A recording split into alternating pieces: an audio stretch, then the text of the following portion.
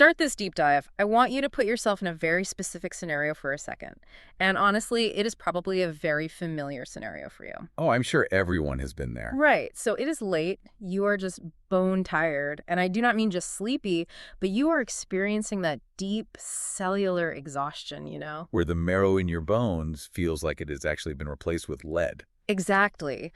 You are standing in the middle of a totally mundane place. Let's just say it is a grocery store.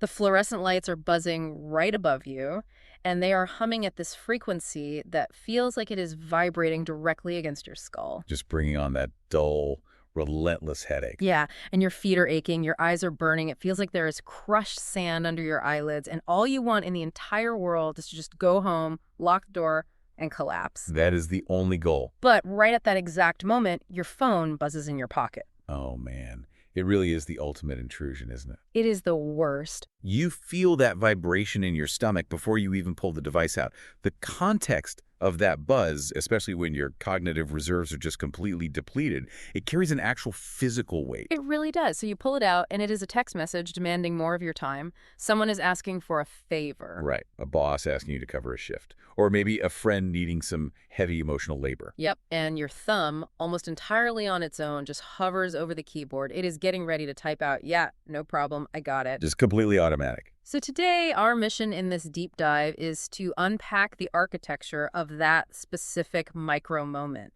We are looking at this incredible excerpt from H. Ghuman's work. It is Chapter 3, Part 2, titled The Orbit of Memory. And what Ghuman does here is so fascinating. They take this massive, abstract, cosmic metaphor of orbits and gravity, which, we explored in the first part of this material, and they ground it. They ground it completely. Right into the most human, sensory-rich, hyper-realistic scene you can imagine. A tired worker in a snack aisle, just staring at a screen. It is so brilliant because we are moving from the theoretical physics of memory and time straight into the gritty, heavy reality of just everyday survival. Exactly. So the narrative arc follows Jazz, who is a shift worker operating on absolute autopilot. She is basically sleepwalking through this grocery store scenario. She is completely drained, and she is right on the edge of falling face first into this old destructive habit. Saying yes when she desperately, on a biological level, needs to say no. Right. But right before she hits send, a returning memory interrupts the sequence. So we are going to explore this concept of the autopilot mode in modern life. And we really need to analyze the immense friction of breaking a bad habit in real time. Stopping a train that is already moving at full speed requires so much force. It really does. And Ghuman doesn't just casually mention that Jazz is tired. They trap you, the reader, completely inside her physical body. The sensory details are heavy. Jazz is in the snack aisle after a grueling night shift. She has a shopping basket in one hand, her phone in the other. And the text describes her feeling tired in that deep way where everything feels heavier than it should. Which goes so far beyond just needing a quick nap. We are looking at the physiological toll of chronic shift work here. Yeah, the grit in her eyes. Her uniform, which is these scrubs she has been wearing for 12 hours, just feels scratchy and oppressive against her tired skin. And the environment around her is just abrasive. You have that heavy, metallic, almost sterile smell of the industrial freezers. Ugh, yes. Mixed with the pale glare of those supermarket lights. When we talk about occupational burnout and that physical heaviness, we're looking at a state where the central nervous system is entirely frayed. Completely fried. Right. In a state of profound energy depletion, the human brain literally stops executing high-level executive function. The prefrontal cortex requires an enormous amount of glucose and cognitive bandwidth to operate. And that is the part of the brain handling complex decision-making and boundary setting, right? Yeah, exactly. It projects future consequences. But when you are standing in a harsh environment after a 12-hour shift, that bandwidth is just gone. 0% battery. Yep.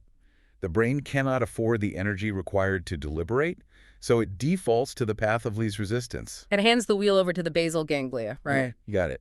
The part responsible for habit and muscle memory. It functions almost exactly like a computer autofill. I mean, when you start typing an email, your phone predicts the rest of the sentence because you have typed it 100 times before. That is a perfect analogy. Your brain starts typing the word yes before you have even had a second to read the emotional or physical cost of the incoming text. And the text message from Jazz's manager is just the classic trap. It says, "Hey Jazz, someone called in sick for tomorrow's night shift. Any chance you can cover? Overtime pay. Let me know ASAP." It hits all the buttons. It is urgent. It offers a financial incentive, and it preys on this very specific type of behavioral conditioning. Her instinct is completely automatic. She opens the chat and starts to type, "Yeah, no problem, I got it." And why is that? Why do we do that? Well, the environment she works in has trained her to execute this exact survival script. In demanding structures like healthcare or retail or the gig economy, being the reliable one functions as psychological armor. Wow, psychological armor. That makes so much sense. The workplace does not view your exhaustion. It only measures your utility. If you are the person who always says yes, you are invaluable. So you start equating your utility to them with your core value as a person. Exactly. It creates a deeply ingrained people-pleasing trap. Jazz is not making a conscious choice to sacrifice her well-being.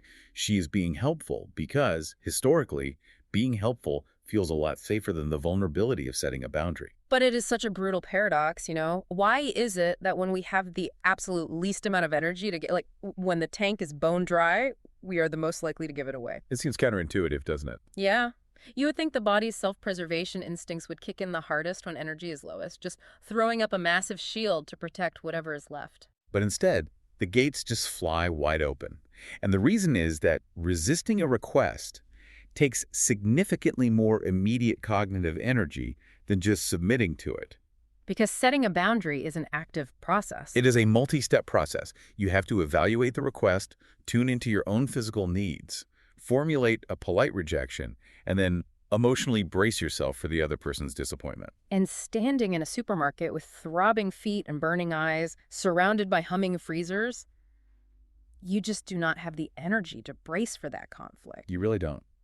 Saying yes just kicks the can down the road. It solves the immediate, agonizing discomfort of the vibrating phone, even though it mathematically guarantees misery for tomorrow night. You just want the phone to stop looking at you. You want to clear the notification and relieve the pressure, so the thumb hovers ready to lock in the misery. But then the narrative shifts in this exact fraction of a second. Right before she hits send. Before the muscle memory can finish the job, the orbit circles back. A flashback hits her. And it is not some vague, wistful memory. It is a sharp, visceral, full-body playback from 3 months ago. The exact same manager. The exact same kind of urgent text asking for a favor. The text actually says the memory hits her quick and sharp. She remembers the immediate aftermath of saying yes the last time. And Ghuman gives us these incredibly grounded, terrifying details.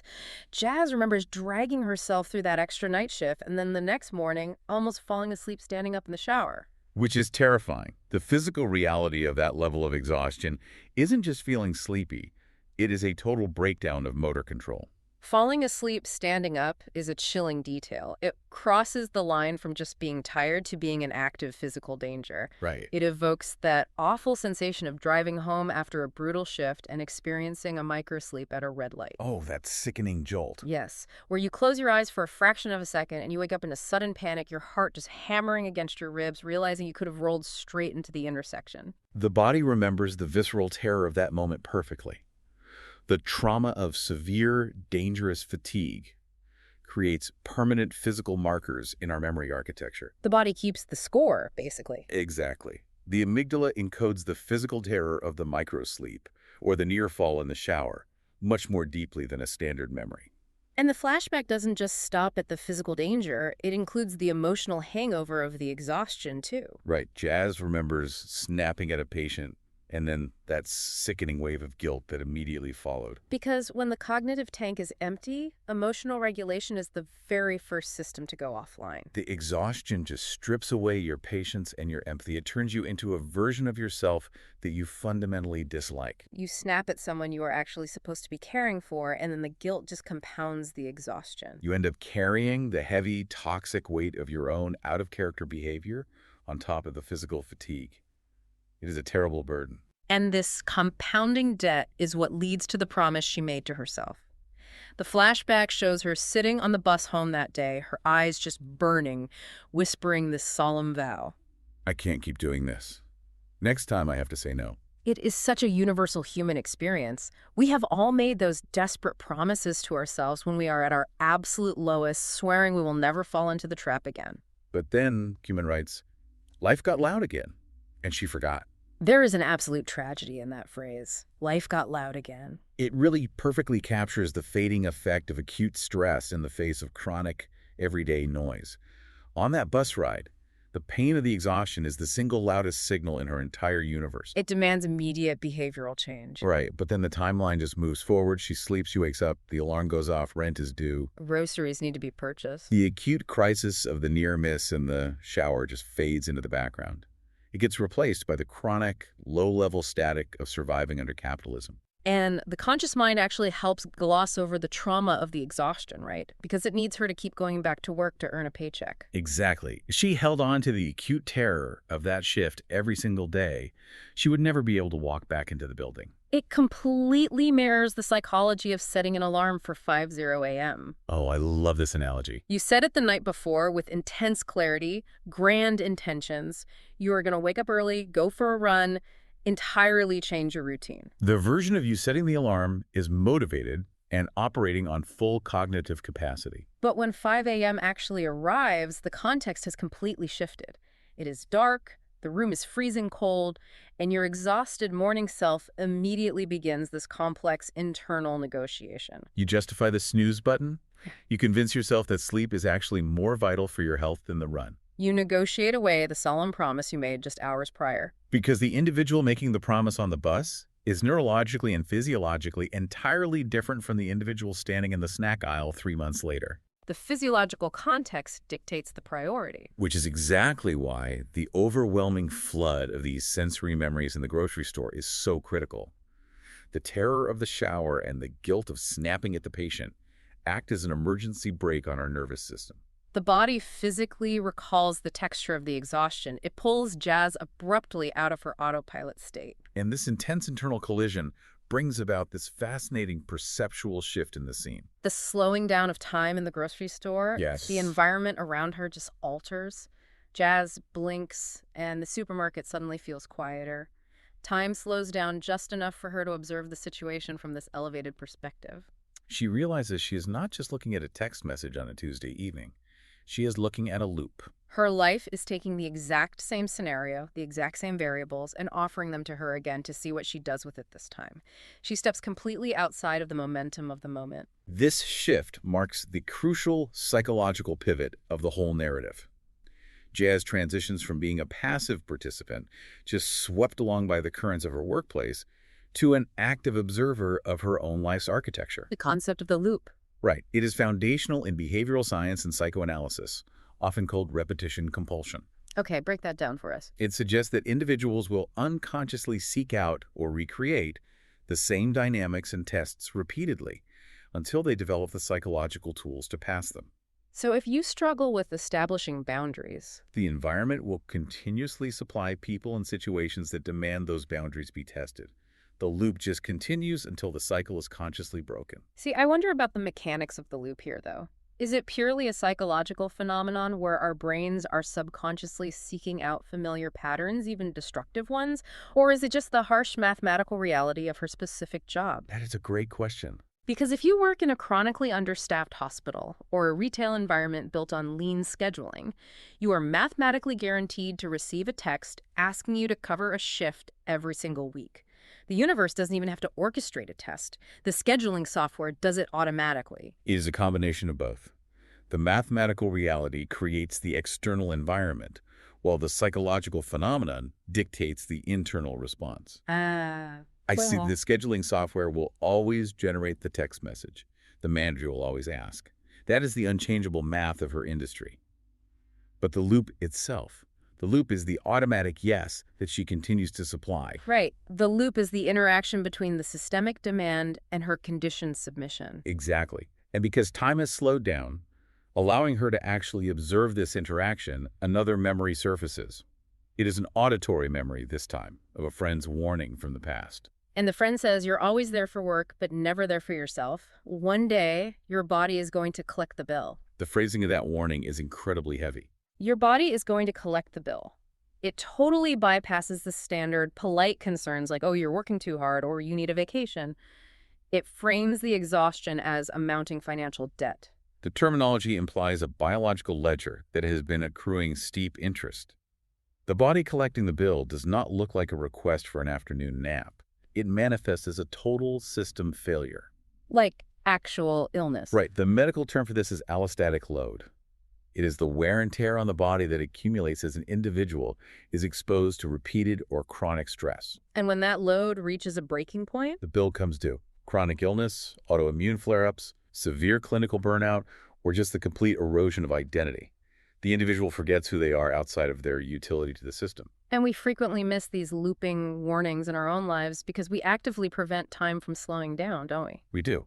We stay perpetually busy keeping the noise level high, specifically to avoid that quiet, devastating moment where the realization of the bill hits us. It is honestly the equivalent of being stuck on a specific level of a complex video game. Oh, absolutely. You keep running into the exact same boss room, you deploy the exact same failed strategy, and you are immediately defeated. You respawn, run back in, and do it again. And you are guaranteed to stay trapped in that specific room, fighting that specific boss, until you finally force yourself to stop, analyze your inventory, and completely alter your tactics. Jazz has been fighting this specific boss, the text from the manager, for years.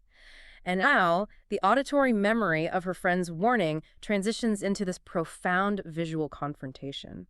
She turns her head and looks into the glass of the freezer door. And this is where Ghuman grounds an incredibly profound realization in the absolute mundane. Yeah, the narrative does not provide Jazz with a mystical mirror or some ethereal glowing vision of her destiny. No. She is staring into the smudged, cold glass of a frozen pizza display door in aisle 4. The contrast between the depth of the psychological breakthrough and the cheap commercial setting of the supermarket is just brilliant. She looks at her reflection in the glass. She sees the dark circles under her eyes, the slumped posture of her shoulders, and she sees what the text describes as the tired half-smile she gives to everyone when they ask if she's okay. The tired half-smile operates as the physical manifestation of the people-pleasing trap. It is the mask. It is the mask she has meticulously crafted for her manager, her patients, her friends, society at large. It signals compliance and baseline stability. It prevents anyone from looking too closely at the damage underneath. But in the reflection of the smudged freezer door, the mask is turned back on her. She is forced to look at the lie she tells the world. And the narrative notes that, for a moment, it feels as though someone else is watching this scene unfold with her. But it is not a stranger, and it is not a deity judging her. It is an older version of herself. It is the future self, who is already forced to live with the compounding consequences of every automatic yes she ever gave. Okay, wait, I have to challenge this framing just a bit. Go ahead. Seeing a literal future you staring back from the reflection of a frozen pizza door feels like it borders on science fiction. It almost sounds like a ghost story injected into a scene that has, up until this point, been obsessively grounded in the gritty physiological reality of shift work. Doesn't that cross the line into the supernatural? I get why it feels that way. It feels slightly surreal because it requires an execution of radical empathy that the human brain is just not naturally wired to perform. What do you mean? Well, in psychology and behavioral economics, there's a well-documented concept known as temporal discounting. Studies using functional MRI scans have shown that when individuals are asked to think about their future selves, the brain regions that light up are the exact same regions that activate when thinking about a complete stranger. Wait, really? A stranger? Yes. We are neurologically predisposed to treat our future selves as distinct, separate entities whose problems are not our concern. If you consume an excessive amount of sugar today, the person who experiences the lethargy tomorrow is a stranger to your brain. Wow. So when Jazz types yes to alleviate the immediate anxiety of the vibrating phone. The version of Jazz who has to work tomorrow night on zero sleep is treated as a stranger. We pass our burdens off to the future because the present discomfort is the only thing the brain registers as real. So the moment at the freezer door is the collapse of that neurological distance. Precisely. Jazz experiences a sudden, heartbreaking solidarity with her future self. The temporal discounting fails. The future Jazz doesn't even need to speak out loud, but the emotional transmission through the glass is just piercing. Please don't do this to us again. The use of the plural pronoun us bridges the gap between the present action and the future consequence. Please don't do this to us again. It is a devastating plea. Taking the extra shift is exactly like borrowing money from a predatory lender at an astronomical interest rate. That is exactly what it is. You keep taking out the loans, swiping the credit card of your own physical energy, assuming that some wealthier, better rested version of you will figure out how to pay it off down the line. You keep kicking the can until the day there is a knock at your door. And you open it, expecting a bank representative. But the debt collector standing on your porch is literally just you. It is you, 10 years older, hollowed out, exhausted, holding the receipts, and asking for the principal back. You are bankrupting your own biological future to subsidize someone else's present convenience. God, that is bleak. It is. But the realization of that bankruptcy, combined with the weight of the past memories crashing into the silent plea of the future self, it forces the climax of the scene. We arrive at the intense internal micro-friction of the actual decision.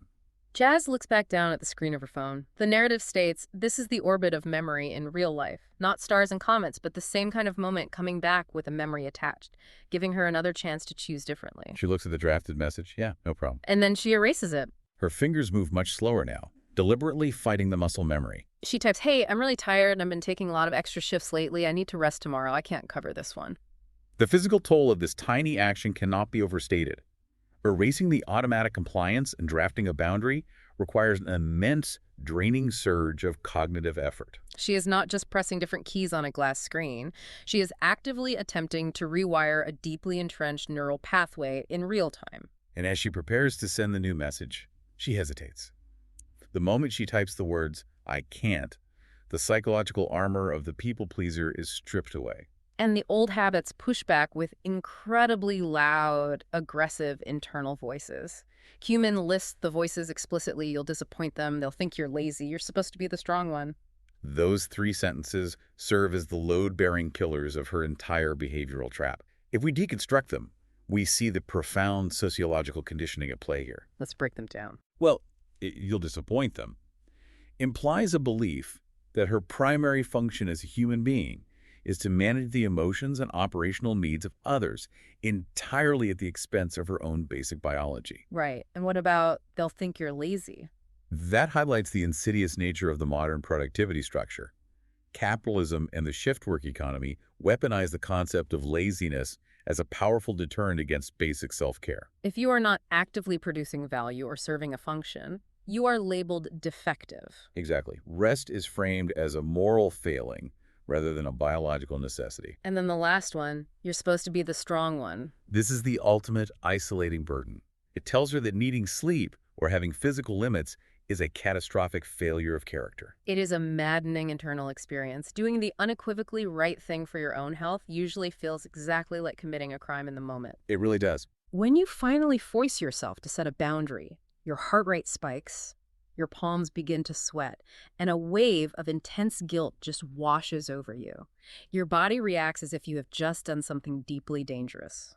Because, from an evolutionary standpoint, boundary setting feels like a betrayal to a tribe that is accustomed to having unlimited access to your resources. Oh, that makes sense. Your amygdala, which is constantly scanning for threats to your safety, registers the potential displeasure of your manager or colleagues as a threat to your social survival.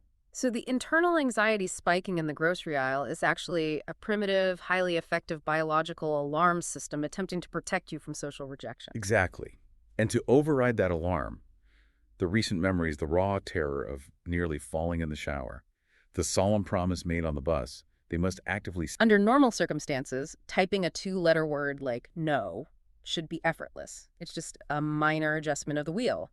But without the momentum of habit assisting you, the wheel locks up. You have to plant your feet, use your entire body weight, grit your teeth, and focus with absolute terrifying intensity just to force the wheel to turn 1 single inch. And she forces the wheel to turn despite the deafening internal voices, despite the bone-deep exhaustion, and despite the trembling of her hands. She hits send. The impossible action is executed. The text flies off into the ether. And this brings us to the immediate aftermath of the decision, which Ghuman writes with a brilliant, stark anticlimax. The contrast between her massive internal shift and the external world is jarring. The narrative explicitly points out the lack of fanfare. Nothing dramatic happens, no one claps, no music swells. A shopper a few feet away continues comparing two different bags of chips. A child cries in another aisle. The industrial fridge just maintains its dull hum. That detail is so deeply realistic. You just survived a Herculean, soul-altering internal battle. You just slew a dragon in your own mind, completely rewriting your trajectory. And the universe is entirely, almost comically indifferent. The woman next to you is just trying to decide if she wants sour cream and onion or barbecue chips. The world doesn't stop spinning just because you finally stood up for yourself. External validation is rarely present during moments of genuine personal growth. The physical world cannot validate the rewriting of a neural pathway. But internally, the landscape has completely changed. Jazz feels a distinct shift. Ghuman describes it as a small, strong click, like a lock turning. The metaphor of the lock turning carries so much weight. It evokes the sensation of finally snapping a dislocated joint back into its proper socket. Yeah, that is a visceral image. Nobody else in the grocery store can see the joint slide back into place, and honestly, the process of forcing it back where it belongs hurts quite a bit. But the moment it clicks, you feel a sudden, profound stability. The structural integrity of the limb has returned. You can finally move properly again. Structural integrity perfectly captures the sensation. A lock turning signifies a new permanence. It represents a fundamental realignment of her internal architecture. In that quiet moment, surrounded by the hum of the freezers, she realizes that her memories, the painful, exhausting, guilt-ridden memories of her past mistakes, were never meant to simply haunt her. They were meant to guide her. And here, the text delivers the explicit definition of the chapter's title, The Orbit of Memory. Memories are not static files sitting in a dusty cabinet in the back of the brain, waiting to be passively reviewed. No, they are dynamic, recurring messengers. The excerpt lays it out beautifully. It says, "The past doesn't disappear, it circles back. It brings you scenes you've lived before in new forms. Each time it returns, you get a chance to respond in a new way." It entirely reframes the human relationship with past regrets. We spend immense amounts of energy trying to repress the memory of our failures. But if a memory of a painful mistake continuously returns to your consciousness, perhaps it is not an executioner arriving to punish you for your past. Perhaps it is a scout, deployed by your future self, arriving at the exact right moment to warn you away from the edge of the cliff. I do wonder about the permanence of this victory, though. She said no once. She felt the internal lock click into place. But what happens next Tuesday when the scheduling software sends the exact same text? Or next month. Right, because the grocery store will still be there, the fluorescent lights will still cause a headache, and she will still be bone-tired. Does this one victory mean the loop is permanently shattered and she is cured of the people-pleasing trap forever? It is a critical distinction to make. She is not cured, because being a human being operating under immense pressure is not a disease that can be eradicated with a single dose of bravery. The orbit of her life continues. Yes, the gravitational pull of her workplace still exists. The manager will absolutely text again. The bills will need to be paid. Life will inevitably get loud again. But her internal response mechanism has permanently evolved. Exactly. She now possesses a precedent of success. The next time the loop cycles around and the phone buzzes, the memory that surfaces will not solely be the terror of falling asleep in the shower. It will also be the memory of standing in the snack aisle, feeling the lock turn, and surviving the agonizing friction of saying no. The orbit itself remains, but her trajectory within that orbit has fundamentally changed. When you alter your course by even a fraction of a degree over a long enough timeline, you end up in an entirely different galaxy. She slips her phone back into her pocket, lets out a long breath, and feels a profound mixture of exhaustion and pride. The final thought she has in the scene is a realization of her own vulnerability. She thinks, if I hadn't remembered that last time, I would just said yes again. It is the ultimate acknowledgement of the power of the loop. It is the realization that her painful memories were the only things powerful enough to save her from herself. They were quiet, desperate messages from another version of her, sent around and around the orbit until she finally slowed down enough to listen. This journey through Ghuman's text is incredible. We began with the vast conceptual physics of orbits and gravity, and we found those cosmic principles powerfully executed in the agonizing, silent friction of a tired shift worker texting her boss next to the frozen pizzas. It serves as a reminder that the most profound, life-altering battles we face are almost exclusively fought in the most mundane settings. The narrative strips away the illusion that we require a grand cinematic stage to enact meaningful transformation. The arena for changing the trajectory of your life is rarely a mountaintop. It is usually just a Tuesday evening in aisle 4. Exactly. I want to turn this directly to you listening right now.